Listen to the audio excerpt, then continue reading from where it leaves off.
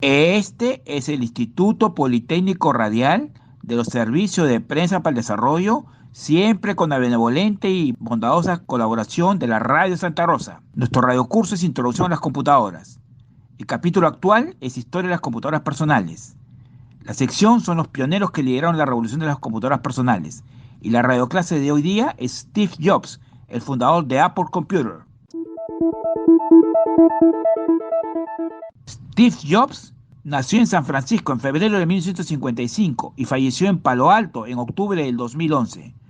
Fue un emprendedor empresarial, diseñador industrial estadounidense, fue cofundador y presidente ejecutivo de Apple Computers.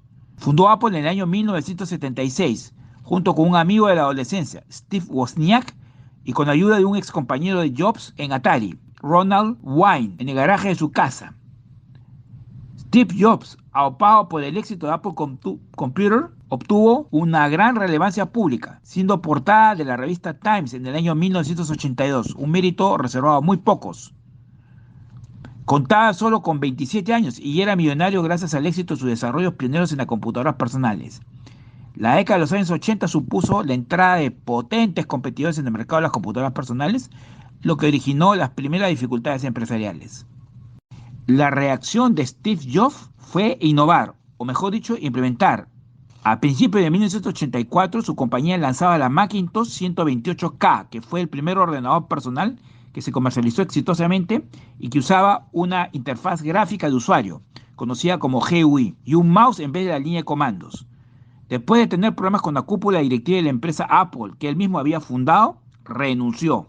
Jobs vendió entonces todas sus acciones, salvo una. Ese mismo año recibió la Medalla Nacional de la Tecnología del presidente Ronald Reagan, cerrando con ese reconocimiento esta primera etapa como emprendedor. Regresó a la compañía en el año 1997. Esta se encontraba en graves dificultades financieras y fue su director ejecutivo hasta el año 2011, pocos meses antes de fallecer. En ese año, 2011, Apple, aunque parezca increíble, llegó a sobrepasar a la Exxon, la empresa petrolera, como la mayor empresa de capitalización del mundo. En su segunda etapa, en Apple, también cambió el modelo de negocio de la industria musical.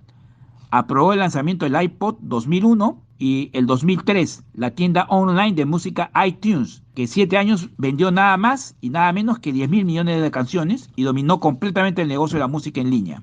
Ya en el 2009 lograba acaparar el 25% de las ventas de la música de Estados Unidos y es la mayor tienda musical por volumen de ventas de la historia. Veamos brevemente la biografía de este pionero de la revolución de las computadoras personales.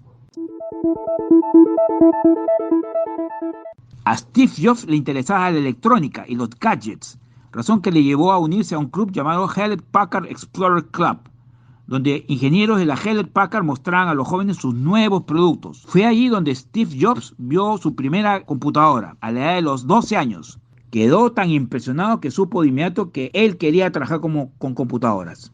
Ya en la secundaria asiste a charlas de la Hewlett Packard.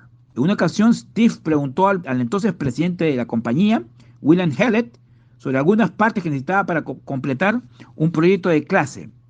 Hewlett, el dueño de la Hewlett Packard, quedó tan impresionado que se las proporcionó y le ofreció realizar unas prácticas de verano en su compañía. Steve Jobs sería luego contratado como empleado de verano, coincidiendo con Steve Wozniak por medio de un amigo común. En 1972 entra en la Universidad de Reed College, en Portland, en Oregon. Asiste a ella tan solo 6 meses antes de abandonarla, debido al alto costo de sus estudios. En lugar de regresar a casa, continúa asistiendo a las clases como oyente unos 18 meses más, viendo a base de trabajo con ingresos mínimos. Curiosamente, sus estudios de caligrafía, enseñada por Robert Palladino, le serían de muchísima utilidad en el diseño de las computadoras y tipografía de la primera Macintosh. Luego de interrumpir sus estudios, viajó a la India.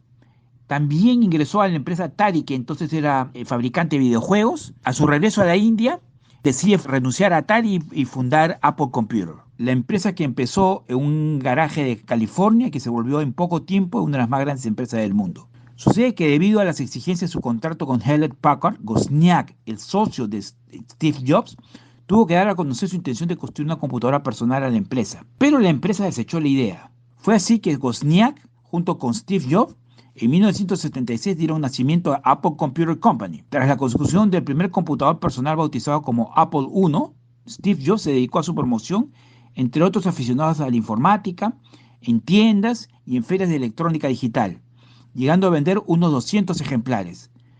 A partir de entonces, el crecimiento de Apple fue notable. En tan solo 10 años, Apple se convirtió en una empresa de 4.000 empleados y con Jobs a su cabeza con 27 años de edad.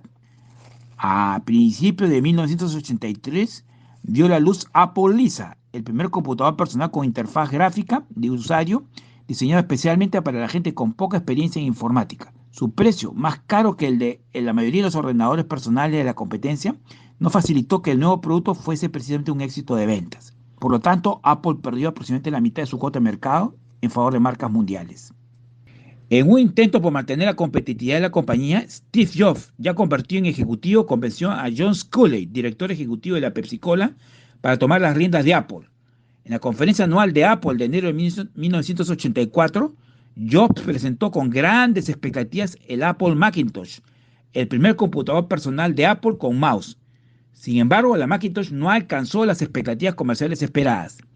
Hacia finales de 1984, las diferencias entre Sculley, el director de la Pepsi-Cola contratado, y Steve Jobs se iban haciendo cada vez más insablables, hasta el punto de deteriorarse la relación, principalmente por el proyecto Macintosh. En mayo de 1985, en medio de una profunda reestructuración interna que se desaldó con el despido de 1.200 empleados, Sculley relegó a Steve Jobs de sus funciones como líder de la división de Macintosh. Steve nunca fue despedido. Se tomó un sabático y aún era presidente del consejo. Estaba fuera, nadie lo corrió, pero estaba fuera del proyecto de Macintosh, que era su sueño, y nunca perdonó por eso. Después fundó Next y fue demandado por la junta de Apple por contratar a ingenieros de Apple Computer, pero en realidad nunca fue despedido. Tras varios meses de resignación, en septiembre de 1985, Steve Jobs abandonó la compañía que él mismo había fundado para regresar unos años después a liderarla nuevamente. Reconocimiento de fuentes citada y editada ligeramente. La Wikipedia, la enciclopedia libre.